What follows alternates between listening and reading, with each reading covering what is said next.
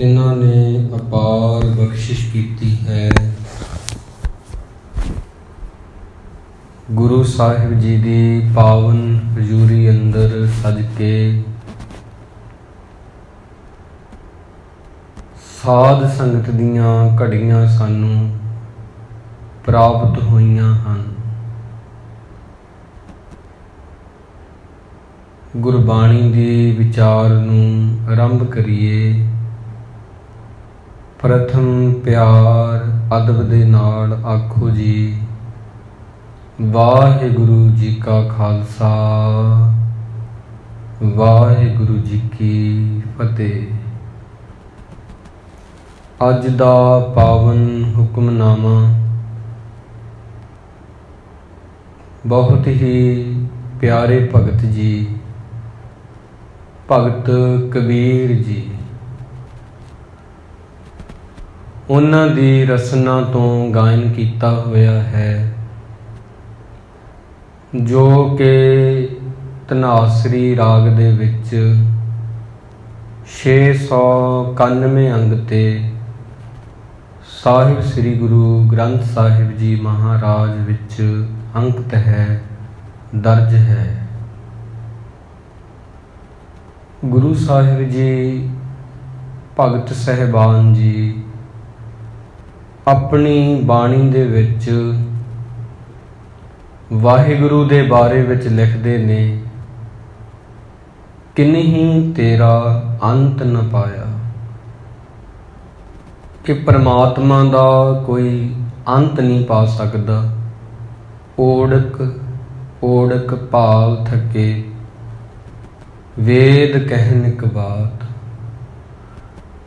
परमात्मा ऐसा समुंदर है जिहदा कंढा नहीं लभदा, जिहदी डूंघाई नहीं मापी जा सकदी।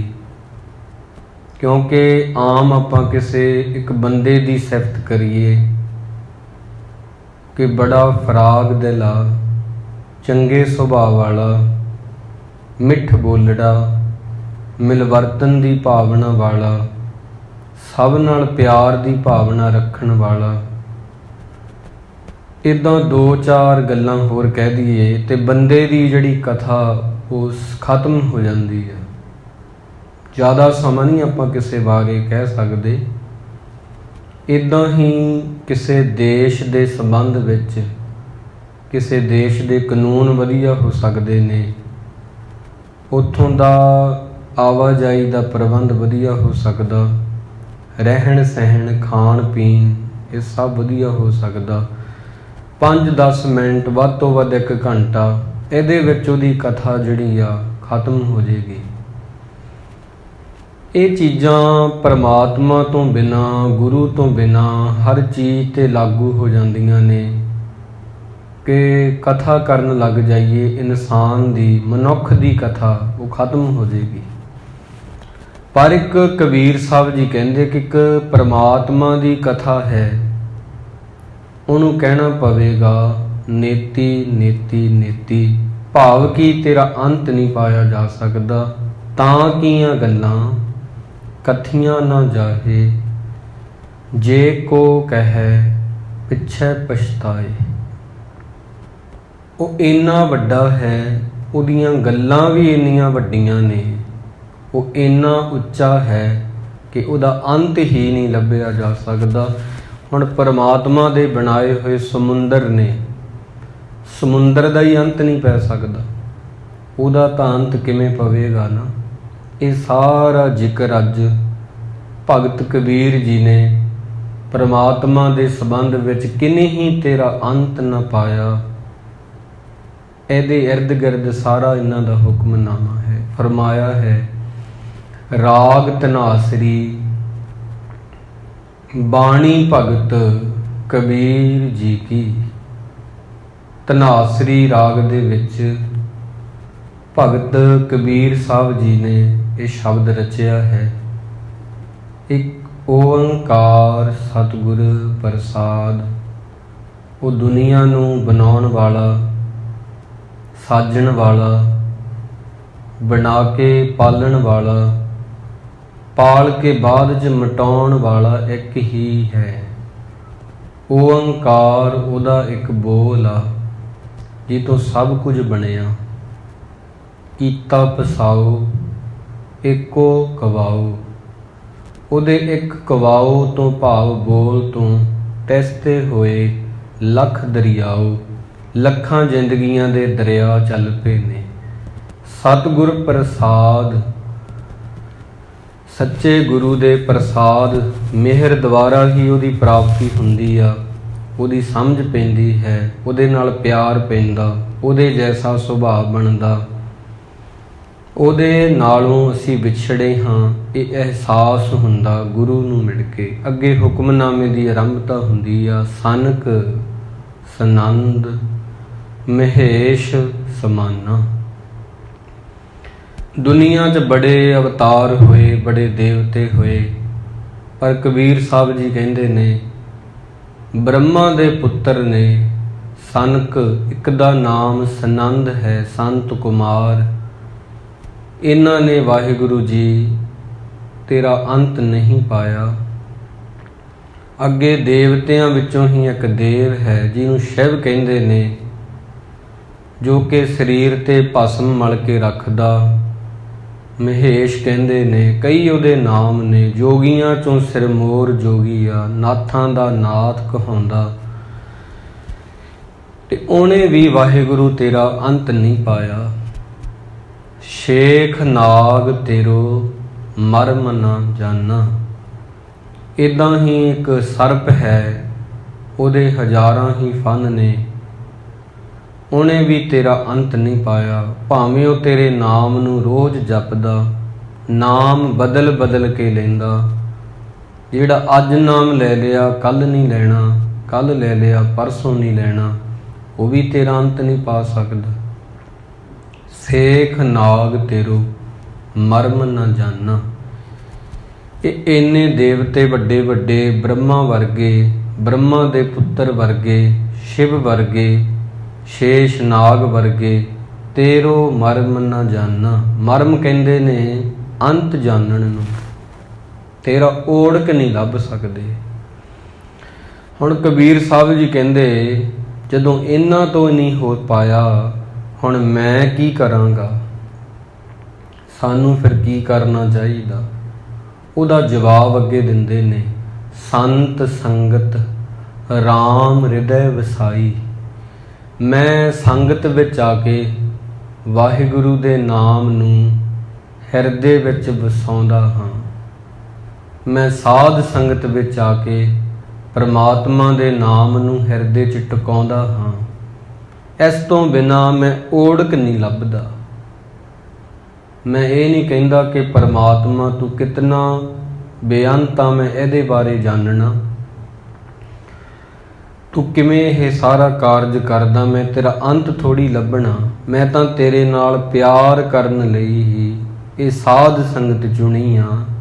ਸੰਤ ਸੰਗਤ, ਸਾਧੂਆਂ ਦੀ ਸੰਗ 'ਚ ਹੋ ਕੇ ਰਾਮ ਨੂੰ, ਭਾਵ ਕਿ ਵਾਹਿਗੁਰੂ ਨੂੰ ਹਿਰਦੈ, ਹਿਰਦੈ ਹੁੰਦਾ ਹਿਰਦਾ, ਵਸਾਈ ਵਸਾਉਣਾ, ਹਿਰਦੇ 'ਚ ਟਿਕਾਉਂਦਾ ਹਾਂ। ਕਿਉਂਕਿ ਵੈਸੇ ਟਿਕਦਾ ਨਹੀਂ, ਅਨੇਕ ਯਤਨ ਬੰਦਾ ਕਰੇਗਾ ਕਿ ਉਹਦੇ ਅੰਦਰ ਸੱਚ ਟਿਕਿਆ ਰਹੇ, ਟਿਕਿਆ ਰਹੇ, ਬਣਿਆ ਰਹੇ। ਦੇਖੋ ਨਾ, ਜਿਵੇਂ ਇਹ ਉਦਾਹਰਨ ਸਪਸ਼ਟ ਕਰ ਦੇਗੀ। ਕਈ ਵਾਰੀ ਅਸੀਂ ਗੁਰੂਦੁਆਰੇ ਆਉਂਦੇ ਹਾਂ, ਇਤਨੀ ਸ਼ਾਂਤੀ ਆ ਜਾਂਦੀ ਆ, ਦਿਲ ਕਰਦਾ ਉਹਨੂੰ ਅੰਦਰ ਟਿਕਾਈ ਰੱਖੀਏ, ਪਰ ਉਹ ਟਿਕਦਿਆਂ ਟਿਕਦਿਆਂ ਟਿਕਦੀ ਨਹੀਂ, ਖੁੱਸ ਜਾਂਦੀ ਆ, ਗਵਾਚ ਜਾਂਦੀ ਆ। ਫਿਰ ਦਿਲ ਕਰਦਾ ਉਹਨੂੰ ਟਿਕਾਈਏ, ਫਿਰ ਵਸਾਉਂਦੇ ਹਾਂ, ਫਿਰ ਉਹ ਹੱਥੋਂ ਗਵਾਚ ਜਾਂਦੀ ਆ। ਇੱਦਾਂ ਹੀ ਜਦੋਂ ਅਸੀਂ ਸੰਗਤ ਕਰਦੇ ਜਾਂਦੇ ਹਾਂ, ਸਾਨੂੰ ਉਹ ਸ਼ਾਂਤੀ 24 ਘੰਟੇ ਮਿਲਣੀ ਸ਼ੁਰੂ ਹੋ ਜਾਂਦੀ ਆ। ਪਹਿਲਾਂ ਜਦੋਂ ਅਸੀਂ ਕੱਚੇ ਹੁੰਦੇ ਹਾਂ ਹਜੇ ਸੰਗਤ ਕਰਨ 'ਚ, ਉਹ 1 ਘੰਟਾ, ਕਿਸੇ ਦੇ ਅੰਦਰ 15 ਮਿੰਟ, ਕਿਸੇ ਦੇ ਅੰਦਰ ਅੱਧਾ ਘੰਟਾ ਟਿਕਦੀ ਆ, ਕਈਆਂ ਕੋਲ ਸਾਰਾ ਦਿਨ ਹੀ ਰਹਿੰਦੀ ਆ। ਉਹਦਾ ਕਾਰਨ, ਉਹਦੇ ਪਿੱਛੇ ਰਾਜ ਕੀ ਆ? ਇਹਨੂੰ ਹੀ ਗੁਰੂ ਦਾ ਪ੍ਰਸਾਦ ਕਹਿੰਦੇ ਨੇ। ਇਹਨੂੰ ਹੀ ਇੱਕ ਮਨ ਇੱਕ ਚਿੱਤ ਹੋ ਕੇ ਜਪਣਾ ਕਹਿੰਦੇ ਨੇ। ਸੰਤ ਸੰਗਤ, ਸਾਧੂਆਂ ਦੀ ਸੰਗਤ ਜਾਂ ਗੁਰੂ ਦੀ ਸੰਗਤ ਕਹਿ ਲਵੋ, ਭਲੇ ਪੁਰਸ਼ਾਂ ਦੀ ਸੰਗਤ ਕਹਿ ਲਵੋ, ਉਹਦੇ ਵਿੱਚ ਮੈਂ ਆ ਕੇ ਰਾਮ ਨੂੰ ਹਿਰਦੇ ਦੇ ਵਿੱਚ ਵਸਾਉਂਦਾ ਹਾਂ।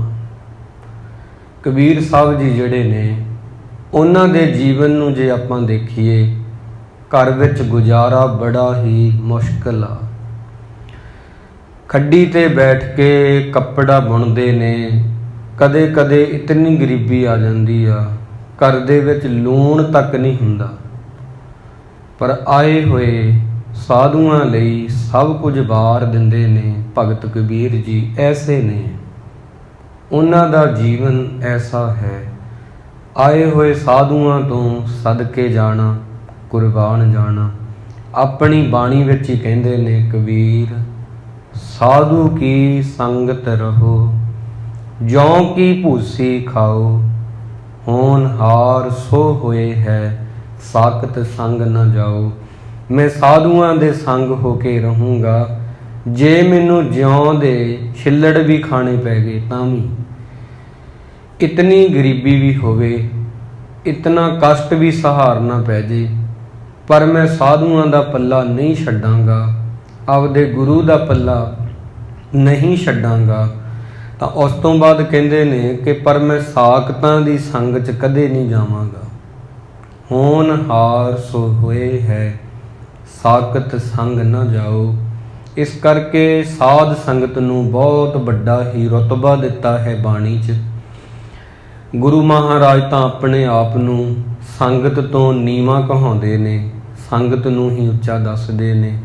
ਕਹਿੰਦੇ ਨੇ ਬੰਦੇ ਦੀ ਸੰਗਤ ਹੀ ਤੈਅ ਕਰਦੀ ਆ ਕਿ ਉਹਨੇ ਕਿੱਦਾਂ ਦਾ ਬਣਨਾ। ਹੁਣ ਸੰਗਤ ਕਰਨੀ ਕਿਹਨੇ ਆ? ਸੰਗਤ ਕਰਦਾ ਕੌਣ ਹੈ? ਸਾਡੇ ਕੰਨ ਜਿਹੜੇ ਨੇ ਸੰਗਤ ਕਰਦੇ ਨੇ, ਸਾਡੀਆਂ ਅੱਖਾਂ ਸੰਗਤ ਕਰਦੀਆਂ ਨੇ, ਸਾਡੀ ਰਸਨਾ ਸੰਗਤ ਕਰਦੀ ਆ।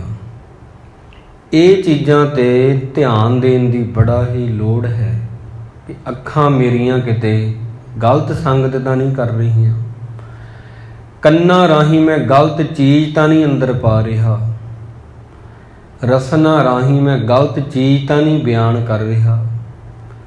ਇਹ ਚੀਜ਼ਾਂ ਨੇ ਤੁਹਾਡਾ ਤੈਅ ਕਰਨਾ ਕਿ ਤੁਸੀਂ ਕਿੰਨੇ ਕੁ ਸ਼ਾਂਤਮਈ ਹੋ। ਅਸਲ 'ਚ 3 ਚੀਜ਼ਾਂ ਨੇ, ਤੁਸੀਂ ਯਾਦ ਰੱਖਿਓ। ਤੁਹਾਡੇ ਕੰਨ, ਤੁਹਾਡੀਆਂ ਅੱਖਾਂ ਤੇ ਤੁਹਾਡੀ ਬੋਲ ਬਾਣੀ, ਤੁਹਾਡੇ ਬੋਲਣ ਦਾ ਲਹਿਜਾ, ਤਰੀਕਾ, ਢੰਗ, ਵਸੀਲਾ ਜੋ ਤੁਸੀਂ ਕਰਦੇ ਹੋ। ਇਹ 3 ਚੀਜ਼ਾਂ ਤੈਅ ਕਰਨਗੀਆਂ। ਜੋ ਤੁਸੀਂ ਇਹਨਾਂ ਨਾਲ ਕਰਦੇ ਕਰਦੇ ਜਾਓਗੇ, ਇੱਕ ਦਿਨ ਉਹੋ ਜਿਹੇ ਤੁਸੀਂ ਹੋ ਜਾਵੋਗੇ। ਬਸ ਇਸ ਕਰਕੇ ਬਾਣੀ ਪਤਾ ਕੀ ਕਹਿੰਦੀ ਹੈ ਕਿ ਕੰਨਾਂ ਰਾਹੀਂ ਗਲਤ ਨਾ ਅੰਦਰ ਸੁੱਟੀ ਕਦੇ ਕੁਝ ਵੀ। ਜਦੋਂ ਤੂੰ ਕੇਰਾਂ ਸੁੱਟ ਲਿਆ, ਉਹ ਹੁਕਮ ਆ ਪਰਮਾਤਮਾ ਦਾ, ਜੈਸਾ ਬੀਜੈ ਸੋ ਲੁਣੈ, ਕਰਮਾ ਸੰਧੜਾ ਖੇਤ। ਸੇਖ ਸਾਦੀ ਜੀ ਇੱਕ ਗੱਲ ਕਹਿੰਦੇ ਹੁੰਦੇ ਨੇ, ਕਹਿੰਦੇ ਬੰਦਿਆ, ਜੇ ਤੂੰ ਕੁਝ ਨਹੀਂ ਕੀਤਾ ਹਜੇ ਤੱਕ, ਉਹਦਾ ਇਲਾਜ ਤਾਂ ਮੇਰੇ ਕੋਲ ਹੈ, ਪਰ ਜੇ ਤੂੰ ਕੁਝ ਕਰ ਆਇਆ ਨਾ, ਮਾੜਾ ਬੀਜ ਬੋ ਆਇਆ, ਬੀਜ ਆਇਆ, ਉਹਦਾ ਇਲਾਜ ਮੇਰੇ ਕੋਲ ਵੀ ਹੈ ਨਹੀਂ, ਪਰਮਾਤਮਾ ਕੋਲ ਵੀ ਹੈ ਨਹੀਂ। ਫਿਰ ਤਾਂ ਜਿਹੜਾ ਬੀਜਿਆ ਉਹ ਤੈਨੂੰ ਵੱਢਣਾ ਹੀ ਪਵੇਗਾ, ਕਿਉਂਕਿ ਇਹ ਉਹਦੀ ਹੀ ਮਰਿਆਦਾ ਹੈ ਪਰਮਾਤਮਾ ਦੀ। ਉਹ ਵੀ ਆਪਦੀ ਮਰਿਆਦਾ ਤੋੜ ਨਹੀਂ ਨਾ ਸਕਦਾ। ਉਹ ਵੀ ਮਰਿਆਦਾ ਜਿਹੜੀ ਬਣਾਈ, ਆਪ ਬੀਜ ਆਪੇ ਹੀ ਖਾਵਣਾ, ਹੋਰ ਕਹਿਣਾ ਕਿਛੂ ਨਾ ਜਾਏ। ਤਾਂ ਪਹਿਲਾਂ ਤਾਂ ਕੋਈ ਹੱਲ ਹੈ। ਤੁਸੀਂ ਕੰਨਾਂ ਰਾਹੀਂ ਕਿਹੜੀ ਚੀਜ਼ ਅੰਦਰ ਸੁੱਟਣੀ ਆ, ਕਿਹੜੀ ਚੀਜ਼ ਕੰਨਾਂ ਨੂੰ ਦੇਣੀ ਆ, ਕਿਹੜੀ ਖੁਰਾਕ, ਉਹਦਾ ਪਹਿਲਾਂ ਹੱਲ ਹੈ। ਜਦੋਂ ਤੁਸੀਂ ਦੇ ਦਿੰਦੇ ਹੋ, ਉਸ ਤੋਂ ਬਾਅਦ ਕੋਈ ਹੱਲ ਨਹੀਂ। ਬਹੁਤਿਆਂ ਦੀ ਜ਼ਿੰਦਗੀ ਇੱਦਾਂ ਹੀ ਖੁਆਰ ਹੁੰਦੀ ਆ। ਫਰੀਦ ਸਾਹਿਬ ਜੀ ਇੱਕ ਬਚਨ ਕਹਿੰਦੇ ਨੇ, ਸਲੋਕਾਂ ਦੇ ਵਿੱਚ ਹੀ ਆ, ਠੇਠ ਪੰਜਾਬੀ ਹੋਈ ਆ, ਜ਼ਿਆਦਾ ਔਖਾ ਨਹੀਂ। ਕਹਿੰਦੇ ਨੇ, ਫਰੀਦਾ ਕਾਲੀ ਜਿਨੀ ਨਾ ਰਾਵਿਆ, ਧੌਲੀ ਰਾਵੈ ਕੋਏ, ਕਰ ਸਾਈਂ ਸਿਉ ਪਿਰਹੜੀ, ਰੰਗ ਨਵੇਲਾ ਹੋਏ।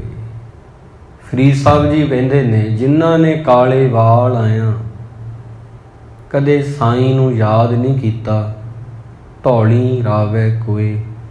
ਉਹਨਾਂ ਦੀ ਆਦਤ ਇੰਨੀ ਪੱਕ ਜਾਂਦੀ ਆ, ਇੰਨੀ ਪੱਕ ਜਾਂਦੀ ਆ ਬੁਢੇਪੇ ਹੋਣ ਤੱਕ, ਉਹ ਫਿਰ ਬੁਢੇਪੇ 'ਚ ਵੀ ਰੱਬ ਨੂੰ ਯਾਦ ਨਹੀਂ ਕਰ ਪਾਉਂਦੇ। ਗੱਲ ਦਾ ਅਰਥ ਇਹ ਨਹੀਂ ਕਿ ਕੋਈ ਬੁਢੇਪੇ 'ਚ ਰੱਬ ਨੂੰ ਯਾਦ ਨਹੀਂ ਕਰ ਸਕਦਾ।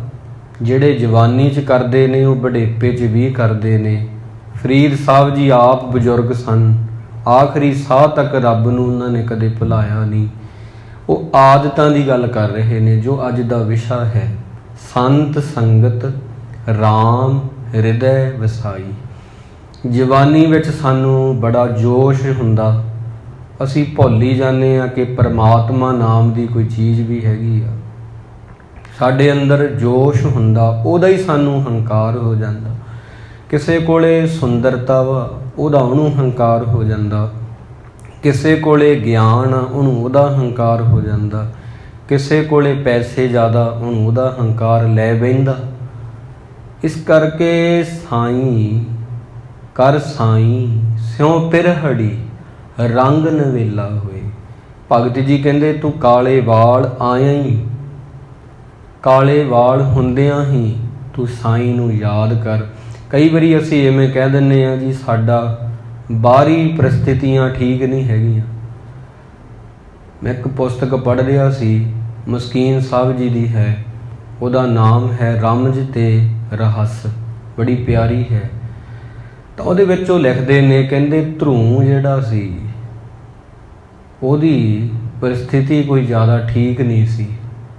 ਪ੍ਰਹਿਲਾਦ ਜਿਹੜਾ ਸੀ ਉਹਦੇ ਪਿਤਾ ਨੇ ਉਹਨੂੰ ਲੌਕ ਕਰ ਦਿੱਤਾ ਸੀ। ਪ੍ਰਹਿਲਾਦ ਕੋਠੇ ਵਿੱਚ ਰੱਖਿਆ, ਬਾਹਰ ਦੀਆ ਤਾਲਾ।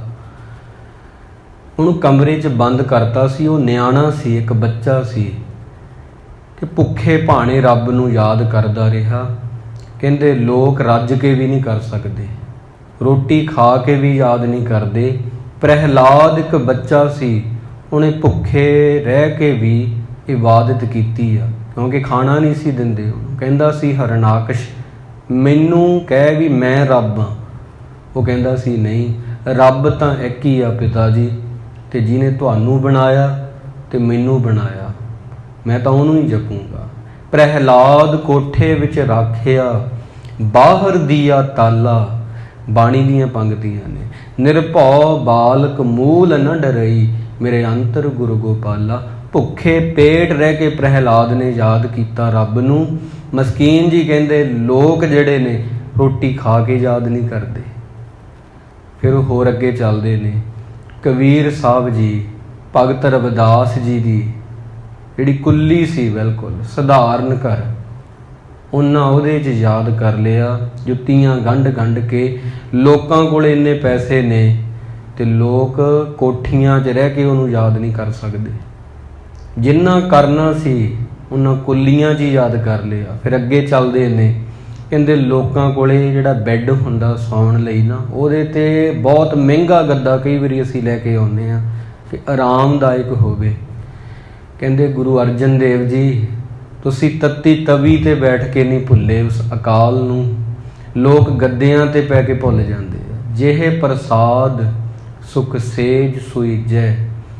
ਇਸ ਕਰਕੇ ਨਾ ਇਹ ਜਿਹੜੀਆਂ ਗੱਲਾਂ ਨੇ, ਮੈਂ ਵਾਰ-ਵਾਰ ਇਹੀ ਵਿਸ਼ਾ ਹੁੰਦਾ ਹੈ ਆਪਣੀ, ਜਿਹੜੀ ਅਸਲੀ ਗੱਲ ਹੁੰਦੀ ਆ ਕਿ ਆਪਾਂ ਸ਼ੁਕਰ ਨਹੀਂ ਕਰ ਪਾਉਂਦੇ, ਸ਼ੁਕਰ ਨਹੀਂ ਕਰ ਪਾਉਂਦੇ। ਤੇ ਇੱਕ ਮੈਂ ਪੁਸਤਕ ਪੜ੍ਹ ਰਿਹਾ ਸੀ, ਉਹਦਾ ਨਾਮ ਹੈ ਕੁੰਜੀਆਂ। ਉਹਦੇ ਵਿੱਚ ਇੱਕ ਕਹਾਣੀ ਲਿਖੀ, ਮੈਨੂੰ ਬੜੀ ਚੰਗੀ ਲੱਗੀ। ਜਦੋਂ ਮੈਂ ਕੋਈ ਚੰਗੀ ਚੀਜ਼ ਪੜ੍ਹਦਾ ਹਾਂ, ਮੈਨੂੰ ਉਦੋਂ ਹੀ ਮੈਂ ਕਰ ਲੈਂਦਾ ਫੈਸਲਾ ਕਿ ਸੰਗਤ ਦੀ ਆ, ਇਹ ਆਪਾਂ ਵੰਡਣੀ ਹੀ ਵੰਡਣੀ ਹੈ। ਓਲੰਪਿਕ ਦੀਆਂ ਜਿਹੜੀਆਂ ਖੇਡਾਂ ਹੁੰਦੀਆਂ ਨੇ ਵੱਡੇ ਪੱਧਰ 'ਤੇ, ਇੰਟਰਨੈਸ਼ਨਲ ਲੈਵਲ 'ਤੇ ਓਲੰਪਿਕ ਦੀਆਂ ਖੇਡਾਂ, ਉਹਦੇ ਵਿੱਚ ਇੱਕ ਖਿਡਾਰੀ ਸੀ ਤੇ ਉਹਨੇ ਬੜੇ ਹੀ ਮੈਡਲ ਜਿੱਤੇ, ਬੜੇ ਹੀ ਮੈਡਲ, ਇਤਨੇ ਤੇ ਬੜਾ ਉਹਦਾ ਨਾਮ ਹੋ ਗਿਆ। ਪਰ ਪਰਮਾਤਮਾ ਦੇ ਵੱਲੋਂ ਜਿਹੜੀ ਰਜ਼ਾ ਹੁੰਦੀ ਆ, ਕੁਝ ਸਮੇਂ ਬਾਅਦ ਉਹਨੂੰ ਕੈਂਸਰ ਹੋ ਗਿਆ। ਉਹਦਾ ਇੱਕ ਦੋਸਤ ਉਹਨੂੰ ਮਿਲਣ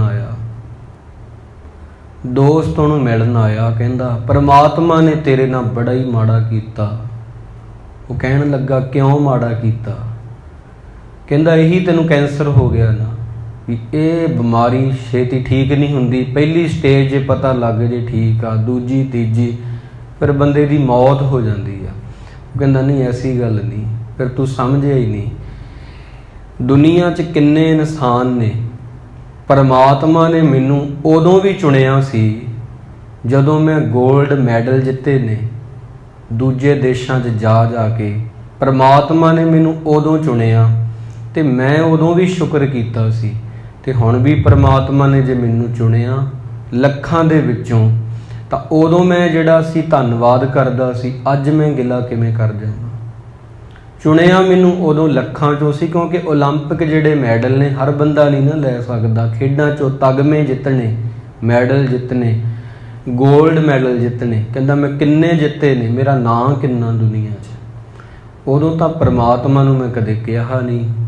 ਜੇ ਅੱਜ ਮੈਂ ਕਹਿਦਾ ਤੇ ਤੂੰ ਮੈਨੂੰ ਕੈਂਸਰ ਲਈ ਚੁਣਿਆ, ਮੈਂ ਇਹ ਨਹੀਂ ਕਹਾਂਗਾ।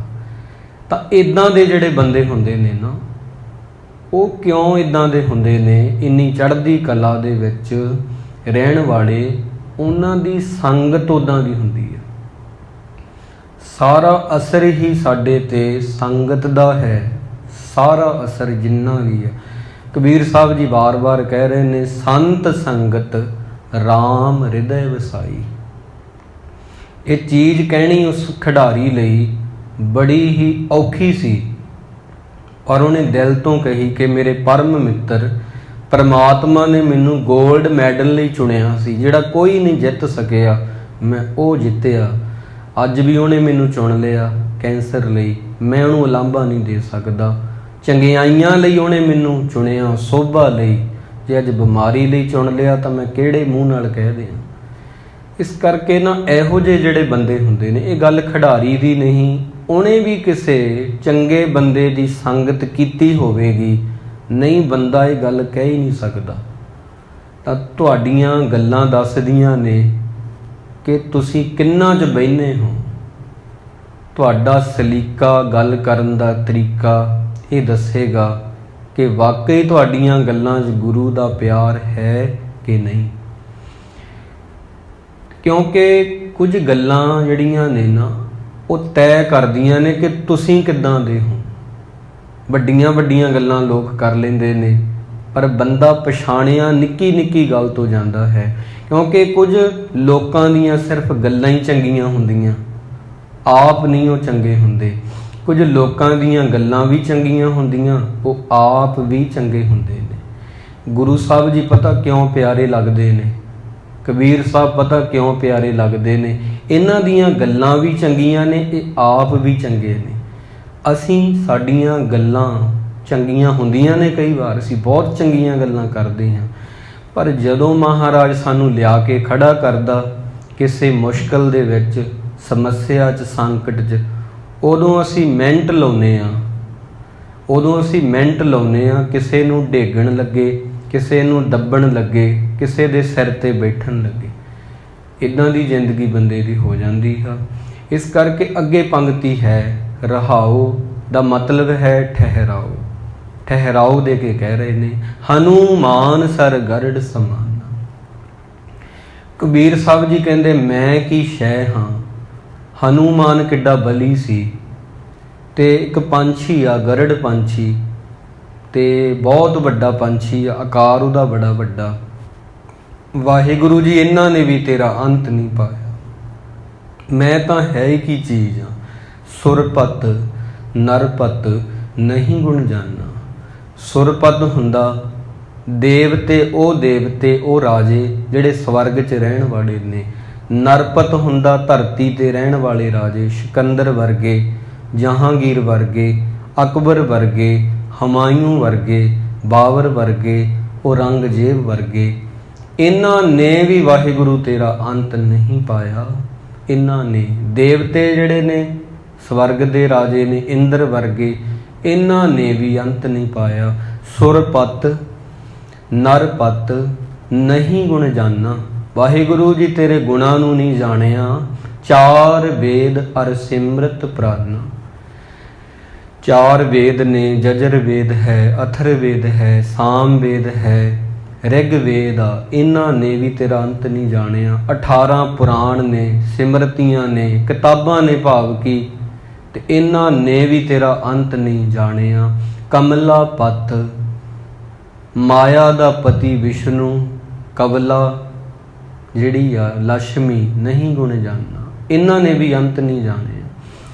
ਕਬੀਰ ਸਾਹਿਬ ਜੀ ਤਾਂ ਉਦਾਹਰਨ ਹੀ ਦੇਈ ਜਾਂਦੇ ਨੇ, ਉਦਾਹਰਨ ਹੀ ਦੇਈ ਜਾਂਦੇ ਨੇ। ਬ੍ਰਹਮਾ ਨੇ ਅੰਤ ਨਹੀਂ ਪਾਇਆ, ਉਹਨਾਂ ਦੇ ਪੁੱਤਰਾਂ ਨੇ ਅੰਤ ਨਹੀਂ ਪਾਇਆ। ਸ਼ੇਸ਼ ਨਾਗ ਨੇ ਅੰਤ ਨਹੀਂ ਪਾਇਆ, ਹਨੂਮਾਨ ਨੇ ਅੰਤ ਨਹੀਂ ਪਾਇਆ, ਗਰੜ ਪੰਛੀ ਨੇ ਅੰਤ ਨਹੀਂ ਪਾਇਆ, ਇੰਦਰ ਨੇ ਅੰਤ ਨਹੀਂ ਪਾਇਆ, ਰਾਜਿਆਂ ਨੇ ਅੰਤ ਨਹੀਂ ਪਾਇਆ, ਵੇਦਾਂ ਨੇ ਅੰਤ ਨਹੀਂ ਪਾਇਆ। ਵਿਸ਼ਨੂੰ ਦਾ ਪਤੀ ਜਿਹੜਾ ਹੈ ਵਿਸ਼ਨੂੰ ਦੀ ਪਤਨੀ ਜਿਹੜੀ ਆ ਲక్ష్ਮੀ, ਇਹਨੇ ਅੰਤ ਨਹੀਂ ਪਾਇਆ। ਉਦਾਹਰਨ ਹੀ ਦੇਈ ਜਾਂਦੇ ਨੇ, ਜਿਹਨੂੰ ਪ੍ਰਮਾਣ ਕਹਿੰਦੇ ਆ। ਅਖੀਰ ਵਿੱਚ ਕਹਿ ਰਹੇ ਨੇ, ਕਹਿ ਕਬੀਰ ਸੋ ਭਰਮੈ ਨਾਹੀ, ਪੱਗ ਲਗ ਰਾਮ ਰਹਿ ਸਰਨਾਹੀ। ਕਬੀਰ ਸਾਹਿਬ ਜੀ ਕਹਿੰਦੇ ਉਹ ਬੰਦਾ, ਉਹ ਇਨਸਾਨ ਭਰਮਾਂ 'ਚ ਕਦੇ ਨਹੀਂ ਪੈਂਦਾ, ਕਦੇ ਹੰਕਾਰ 'ਚ ਨਹੀਂ ਆਉਂਦਾ। ਪੱਗ ਲਗ ਰਾਮ ਰਹਿ ਸਰਨਾਹੀ, ਜਿਹੜਾ ਤੇਰੇ ਚਰਨਾਂ ਨਾਲ ਜੁੜ ਗਿਆ ਮਾਲਕਾ, ਉਹ ਤਾਂ ਹੰਕਾਰ ਕਰਦਾ ਹੀ ਨਹੀਂ। ਕਹਿ ਕਬੀਰ ਸੋ ਭਰਮੈ ਨਾਹੀ, ਹੰਕਾਰ ਇੱਕ ਭਰਮ ਹੀ ਆ।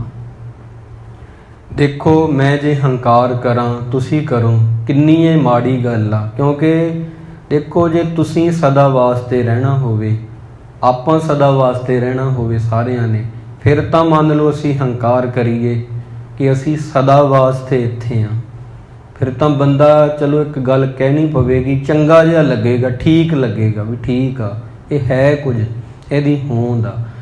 ਰੇਤ ਦੀ ਕੰਧ ਦਾ ਕਾਹਦਾ ਹੰਕਾਰ ਹੁੰਦਾ। ਕਹਿ ਨਾਨਕ ਥਿਰ ਨਾ ਰਹਿ, ਜਿਉਂ ਬਾਲੂ ਕੀ ਭੀਤ। ਰੇਤ ਦੀ ਕੰਧ ਕਿਤਨਾ ਕੁ ਸਮਾਂ ਰਹਿ ਸਕਦੀ ਆ। ਫਰੀਦਾ ਕੱਚੇ ਭਾਂਡੇ ਰੱਖੀਐ, ਕਿਚਰ ਤਾਈ ਨੀਰ। ਕੱਚਾ ਭਾਂਡਾ ਹੋਵੇ ਕੋਈ ਮਿੱਟੀ ਦਾ, ਦਰਿਆ ਦੇ ਕੰਢੇ ਪਿਆ, ਕਿੰਨਾ ਕੁ ਸਮਾਂ ਰਹਿ ਜਾਊਗਾ। ਇਸ ਕਰਕੇ ਨਾ ਕਹਿ ਕਬੀਰ ਸਾਹਿਬ ਜੀ ਕਹਿੰਦੇ ਮੈਂ ਕਹਿਣਾ ਹਾਂ, ਸੋ ਉਹ ਬੰਦਾ ਭਰਮੈ ਨਾਹੀ, ਭਰਮਾਂ 'ਚ ਨਹੀਂ ਪੈਂਦਾ। ਕੌਣ ਨਹੀਂ ਪੈਂਦਾ? ਜਿਹੜਾ ਸੰਗਤ ਕਰਦਾ। ਕਿਸ ਦੀ ਸੰਗਤ ਕਰਦਾ? ਰੱਬ ਦੇ ਪਿਆਰਿਆਂ ਦੀ, ਗੁਰੂ ਦੀ, ਸੰਤਾਂ ਦੀ, ਤੇ ਜਿਹੜੇ ਗੁਰਮੁਖ ਨੇ ਉਹਨਾਂ ਦੀ। ਕਦੋਂ ਫਿਰ ਕੀ ਹੋ ਜਾਂਦਾ? ਪੱਗ ਲੱਗ ਰਾਮ ਰਹਿ ਸਰਨਾਹੀ, ਉਹ ਬਿਲਕੁਲ ਹੰਕਾਰ ਨਹੀਂ ਕਰਦਾ। ਇੱਕ ਗਾਥਾ ਹੈ ਫਰੀਦ ਸਾਹਿਬ ਜੀ ਦੀ, ਬੜੀ ਪਿਆਰੀ ਆ। ਕਿਉਂਕਿ ਅਸੀਂ ਜਦੋਂ ਹੰਕਾਰ ਕਰਦੇ ਹਾਂ ਉਦੋਂ ਸਾਨੂੰ ਲੱਗਦਾ ਕਿ ਅਸੀਂ ਬੜਾ ਕੁਝ ਹਾਂ। ਜੇ ਜਿਸ ਦਿਨ ਤੁਸੀਂ ਕਹੋਗੇ ਮੈਂ ਕੁਝ ਹਾਂ, ਉਸ ਦਿਨ ਕਲੇਸ਼ ਪੈ ਜਾਣੇ ਨੇ। ਕਿਉਂਕਿ ਉਹ ਚੀਜ਼ ਤੁਹਾਨੂੰ ਮੁੜ ਕੇ ਕਿਸੇ ਨੇ ਤੁਹਾਡੀ ਮੈਂ ਕਰਨੀ ਕੀ ਆ, ਉਹ ਤੁਹਾਨੂੰ ਵਾਪਸ ਕਰੇਗਾ, ਤੁਹਾਨੂੰ ਚੰਗਾ ਨਹੀਂ ਲੱਗਣਾ ਤੇ ਕਲੇਸ਼ ਹੋ ਜਾਏਗਾ। ਇੱਦਾਂ ਹੀ ਸੀ ਮੁਲਤਾਨ ਸ਼ਹਿਰ ਦੇ ਵਿੱਚ, ਸੂਫੀਆਂ ਦਾ ਸ਼ਹਿਰ ਸੀ ਇਹ। ਹਰ ਪਿੰਡ ਦੇ ਵਿੱਚ ਚੰਗੇ ਬੰਦੇ ਹੁੰਦੇ ਨੇ, ਹਰ ਪਿੰਡ ਦੇ ਵਿੱਚ ਮਾੜੇ ਬੰਦੇ ਵੀ ਹੁੰਦੇ ਨੇ। ਹਰ ਪਿੰਡ ਦੇ ਵਿੱਚ ਚੰਗੇ ਦਰਖਤ ਹੁੰਦੇ ਨੇ ਫਲ ਦੇਣ ਵਾਲੇ, ਕਿੱਕਰਾਂ ਵੀ ਹੁੰਦੀਆਂ ਨੇ ਕੰਡਿਆਂ ਵਾਲੀਆਂ। ਮੁਲਤਾਨ ਸ਼ਹਿਰ ਦੇ ਵਿੱਚ ਇੱਕ ਵੇਸ਼ਵਾ ਰਹਿੰਦੀ ਸੀ, ਜਿਸ ਨੂੰ ਆਪਾਂ ਕਹਿੰਦੇ ਆ ਕਰੈਕਟਰਲੈਸ ਔਰਤ ਜਿਹੜੀਆਂ ਹੁੰਦੀਆਂ ਨੇ। ਉੱਦਾਂ ਦਾ ਉਹਦਾ ਸੁਭਾਅ ਸੀ, ਉੱਦਾਂ ਦੇ ਉਹਦੇ ਕਰਮ ਸੀ। ਉਹਦੇ ਕੋਲ ਪੈਸਾ ਵੀ ਬੜਾ ਸੀ, ਉਹਦੇ ਕੋਲ ਗੋਲੀਆਂ ਵੀ ਸੀ। ਇੱਕ ਦਿਨ ਉਹਦੀ ਗੋਲੀ, ਫਰੀਦ ਸਾਹਿਬ ਜੀ ਨੇ ਇਹ ਸਾਖੀ ਉਹਨਾਂ ਦੇ ਜੀਵਨ 'ਚ ਮਿਲਦੀ ਹੈ। ਕਹਿੰਦੇ ਉਹ ਪੀਸ ਰਹੀ ਸੀ ਸੁਰਮਾ, ਉਸ ਔਰਤ ਨੇ ਅੱਖਾਂ 'ਚ ਪਾਉਣਾ ਸੀ ਵੇਸ਼ਵਾ ਨੇ, ਪਰ ਬਰੀਕ ਨਹੀਂ ਪੀਸਿਆ ਉਹਨੇ। ਗਲਤੀ ਬੰਦੇ ਤੋਂ ਹੋ ਜਾਂਦੀ ਆ, ਕੰਮ ਕਰੂਗਾ ਜਿਹੜਾ ਉਹ ਤੋਂ ਭੁੱਲ ਹੋਊਗੀ। ਜੇ ਤੁਸੀਂ ਆਟਾ ਗੁੰਨੋਗੇ ਕਈ ਵਾਰੀ ਉਹ ਪਤਲਾ ਹੋ ਜਾਏਗਾ, ਕਈ ਵਾਰੀ ਰੋਟੀ ਬਣਾਓਗੇ ਸੜ ਜਾਏਗੀ। ਇਹ ਆਮ ਗੱਲਾਂ ਹਨ ਦੁਨਿਆਵੀ। ਉਦੋਂ ਵੀ ਜਿਹੜਾ ਸੁਰਮਾ ਸੀ ਬਰੀਕ ਨਹੀਂ ਪੀਸਿਆ ਗਿਆ। ਗੋਲੀ ਜਿਹੜੀ ਸੀ ਉਹਨੇ ਉਹ ਦੇ ਦਿੱਤਾ ਪਾਉਣ ਲਈ, ਉਹਨੇ ਅੱਖਾਂ 'ਚ ਪਾਇਆ ਤੇ ਰੜਕ ਬੜੀ ਉਹਨੂੰ ਮਹਿਸੂਸ ਹੋਈ। ਉਹਨੇ ਬਹੁਤ ਕੁੱਟਿਆ ਉਸ ਗੋਲੀ ਨੂੰ, ਬੇਸ਼ਵਾ ਨੇ ਗੁੱਸੇ 'ਚ, ਕਿਉਂਕਿ ਹੰਕਾਰ ਸੀ ਉਹਦੇ ਸਿਰ ਤੇ ਬੋਲ ਰਿਹਾ। ਉਹ ਰੋਂਦੀ ਰੋਂਦੀ ਘਰ ਨੂੰ ਆ ਰਹੀ ਆ। ਫਰੀਦ ਸਾਹਿਬ ਜੀ ਨਮਾਜ਼ ਪੜ੍ਹ ਕੇ ਜਾ ਰਹੇ ਨੇ, ਮਸਜਿਦ ਦੇ ਵਿੱਚੋਂ ਦੇਖਿਆ ਇਹ ਰੋ ਰਹੀ ਆ। ਜਿਹੜੇ ਸੰਤ ਹੁੰਦੇ ਨੇ ਨਾ, ਜਿਹੜੇ ਭਗਤ ਹੁੰਦੇ ਨੇ ਉਹ ਰੋਂਦਿਆਂ ਨੂੰ ਵੇਖ ਕੇ ਪਸੀਜ ਜਾਂਦੇ ਨੇ। ਰੋਂਦਿਆਂ ਨੂੰ ਵੇਖ ਕੇ ਉਹਨਾਂ ਦਾ ਦਿਲ ਇੰਨਾ ਪਤਲਾ ਹੁੰਦਾ, ਉਹ ਕਾਰਨ ਜਾਣਨਾ ਚਾਹੁੰਦੇ ਨੇ ਬੰਦਾ ਦੁਖੀ ਕਿਉਂ ਆ। ਸੰਤ ਹੱਸ ਪਵੇਗਾ ਤੁਹਾਨੂੰ ਹੱਸਦਾ ਦੇਖ ਕੇ, ਸੰਤ ਦੁਖੀ ਹੋ ਜਾਏਗਾ ਤੁਹਾਨੂੰ ਦੁਖੀ ਦੇਖ ਕੇ। ਉਹਨੇ ਕਹਿਣਾ ਲੋਕ ਇੰਨੇ ਦੁਖੀ ਨੇ, ਉਹ ਵੀ ਉੱਦਾਂ ਉਪਰਾਮ ਹੋ ਜਾਏਗਾ, ਆਪਦੇ ਦੁੱਖਾਂ ਤੋਂ ਨਹੀਂ ਹੋਵੇਗਾ। ਦੁਨੀਆ ਕਿਉਂ ਦੁਖੀ ਆ। ਸੰਤ ਹੱਸ ਪਵੇਗਾ ਤੁਹਾਨੂੰ ਹੱਸਦਾ ਦੇਖ ਕੇ, ਸੰਤ ਖੁਸ਼ ਹੋ ਜਾਏਗਾ ਤੁਹਾਨੂੰ ਖੁਸ਼ ਦੇਖ ਕੇ। ਸੰਸਾਰੀ ਬੰਦਾ ਦੁਖੀ ਹੋ ਜਾਏਗਾ ਤੁਹਾਨੂੰ ਸੁਖੀ ਦੇਖ ਕੇ। ਇਹ ਸੰਸਾਰੀ ਦੀ ਪਛਾਣ ਆ। ਜੇ ਤੁਸੀਂ ਕਿਸੇ ਨੂੰ ਸੁਖੀ ਦੇਖ ਕੇ ਦੁਖੀ ਹੋ ਰਹੇ ਹੋ ਤਾਂ ਤੁਸੀਂ ਜਗਿਆਸੂ ਵੀ ਨਹੀਂ ਹੋ ਸਕਦੇ, ਤੁਸੀਂ ਸਿੱਖ ਵੀ ਨਹੀਂ ਹੋ ਸਕਦੇ, ਸੰਤ ਹੋਣਾ ਤਾਂ ਬਹੁਤ ਦੂਰ ਦੀ ਗੱਲ ਆ। ਇਸ ਕਰਕੇ ਹਰ ਬੰਦਾ ਆਪਦਾ ਫੈਸਲਾ ਕਰੇ, ਕੋਈ ਕਿਸੇ ਬਾਰੇ ਫੈਸਲਾ ਨਹੀਂ ਕਰ ਸਕਦਾ। ਤੁਹਾਡੇ ਮਨ ਬਾਰੇ ਤੁਸੀਂ ਜਾਣਦੇ ਹੋ, ਇਦੋਂ ਵੱਧ ਕੇ ਕੋਈ ਵੀ ਨਹੀਂ ਜਾਣ ਸਕਦਾ। ਇਸ ਕਰਕੇ ਉਹ ਜਿਹੜੀ ਗੋਲੀ ਸੀ ਰੋ ਰਹੀ ਸੀ, ਫਰੀਦ ਸਾਹਿਬ ਜੀ ਨੇ ਕਿਹਾ ਤੂੰ ਰੋ ਰਹੀ ਆ ਬੱਚੀ, ਹੇ ਮੇਰੀ ਧੀ ਤੂੰ ਕਿਉਂ ਰੋ ਰਹੀ ਆ। ਉਹਨੇ ਦੱਸਿਆ ਮੈਂ ਇੱਥੇ ਡਿਊਟੀ ਕਰਦੀ ਹਾਂ, ਗੋਲੀ ਹਾਂ ਵੇਸ਼ਵਾ ਦੀ। ਇੱਦਾਂ ਮੈਥੋਂ ਅੱਜ ਕੱਜਲ ਜਿਹੜਾ ਸੀ, ਸੁਰਮਾ ਜੀ ਨੂੰ ਕਹਿ ਦਿੰਦੇ ਆ, ਬਰੀਕ ਨਹੀਂ ਪੀਸਿਆ ਗਿਆ।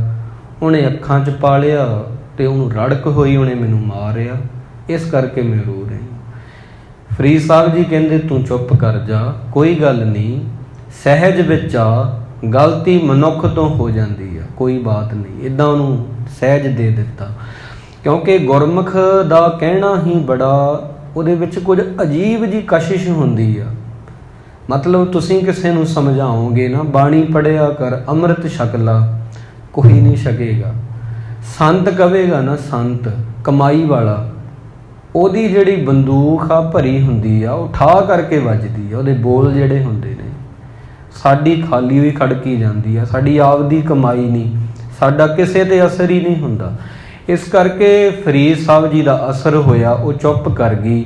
ਮੁੱਦਤਾਂ ਬਾਅਦ ਕਈ ਸਾਲ ਗੁਜ਼ਰੇ, ਫਰੀਦ ਸਾਹਿਬ ਜੀ ਉੱਥੇ ਆ ਰਹੇ ਨੇ ਅਤੇ ਇੱਕ ਕਬਰਿਸਤਾਨ ਲਾਗਿਓਂ ਲੰਘੇ, ਇੱਕ ਖੋਪੜੀ ਸੀ ਉਹ ਨਜ਼ਰੀ ਪਈ, ਉਹਦੇ ਵਿੱਚ ਕੀੜਿਆਂ ਨੇ ਘਰ ਬਣਾ ਲਏ ਅਤੇ ਉਹ ਕੁਰਬਲ ਕਰਦੇ ਇੱਧਰ ਉੱਧਰ, ਕਦੇ ਬਾਹਰ ਆ ਜਾਂਦੇ ਅੱਖਾਂ 'ਚੋਂ, ਕਦੇ ਕਿਵੇਂ। ਅਤੇ ਚੇਲੇ ਕਹਿੰਦੇ ਫਰੀਦ ਜੀ ਇਹ ਕੀ ਆ, ਇਹ ਕਿਹਦੀ ਜਿਹੜੀ ਆ, ਇਹ ਪਿੰਜਰ ਕਿਹਦਾ ਹੈ, ਖੋਪੜੀ ਕਿਹਦੀ ਆ। ਫਰੀਦ ਸਾਹਿਬ ਜੀ ਕਹਿੰਦੇ ਇਹ ਉਸੇ ਦੀ ਹੋਈ ਆ, ਉਹ ਵੇਸ਼ਵਾ ਜਿਹੜੀ ਮੁਲਤਾਨ 'ਚ ਰਹਿੰਦੀ ਸੀ ਨਾ, ਇਹ ਉਹਦੀ ਹੋਈ ਆ।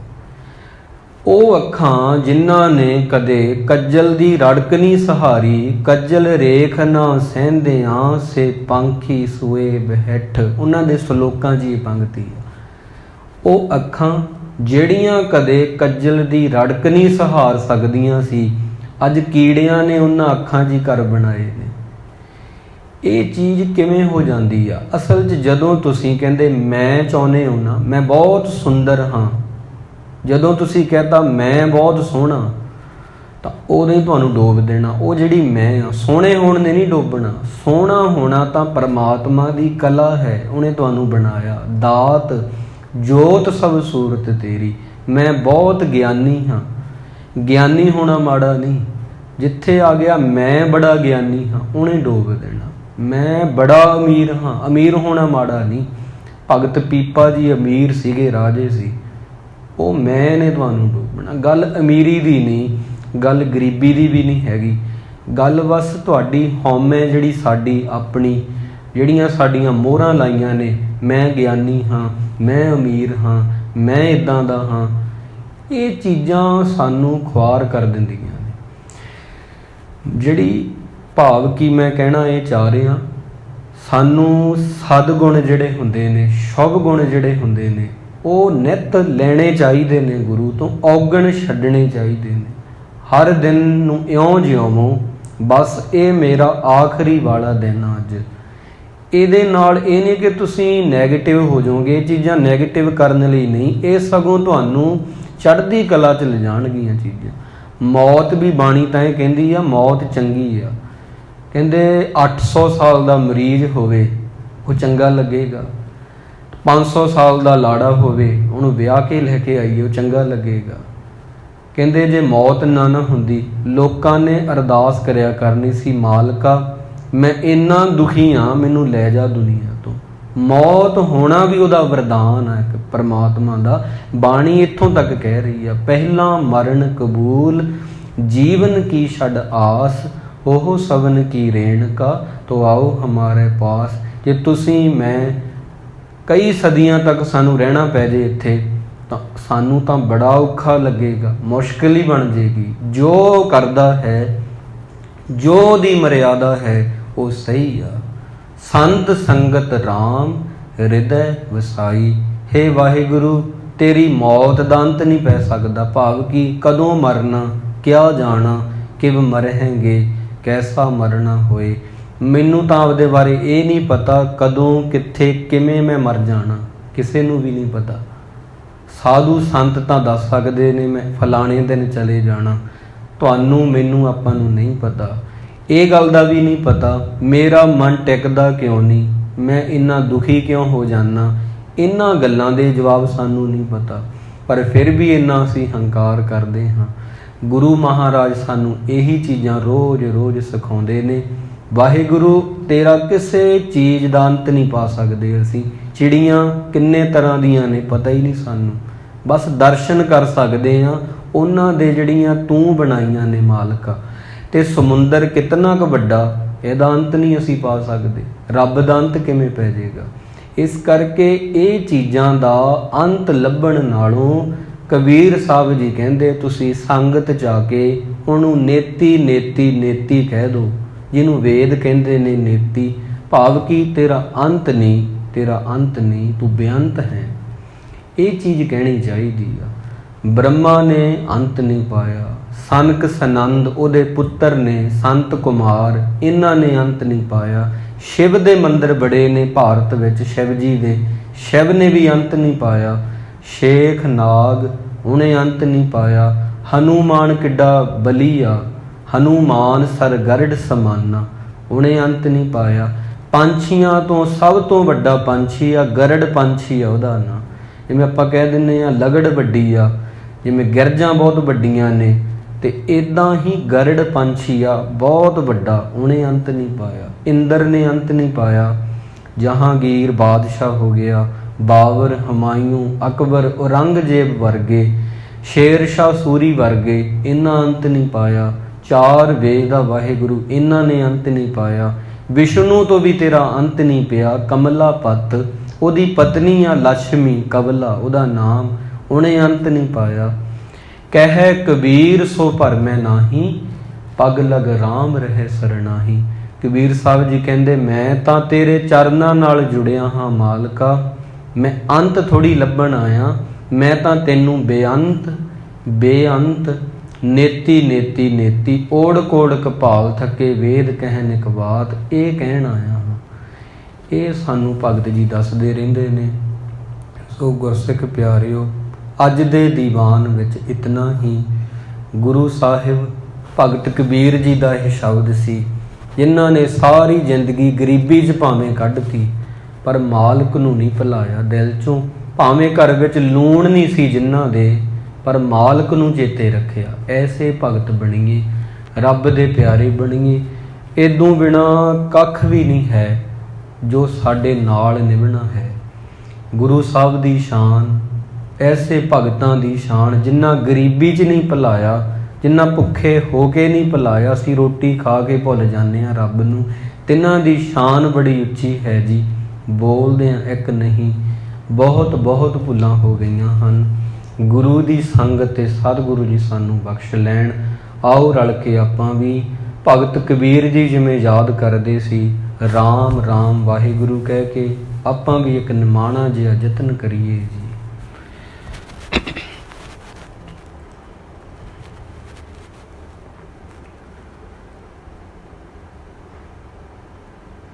ਵਾਹਿਗੁਰੂ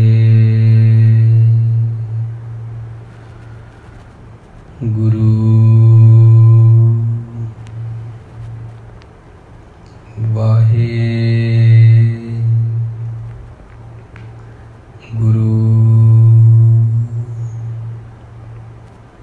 ਵਾਹਿਗੁਰੂ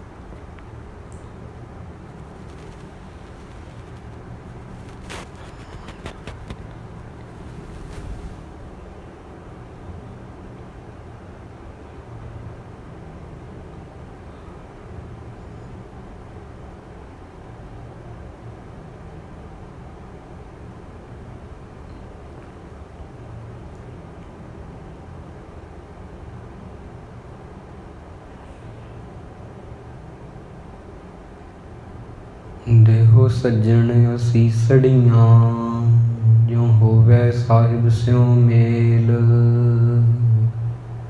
ਵਾਹਿਗੁਰੂ ਜੀ ਕਾ ਖਾਲਸਾ, ਵਾਹਿਗੁਰੂ ਜੀ ਕੀ ਫਤਿਹ। ਤੂੰ ਠਾਕੁਰ ਕਹਿ ਅਰਦਾਸ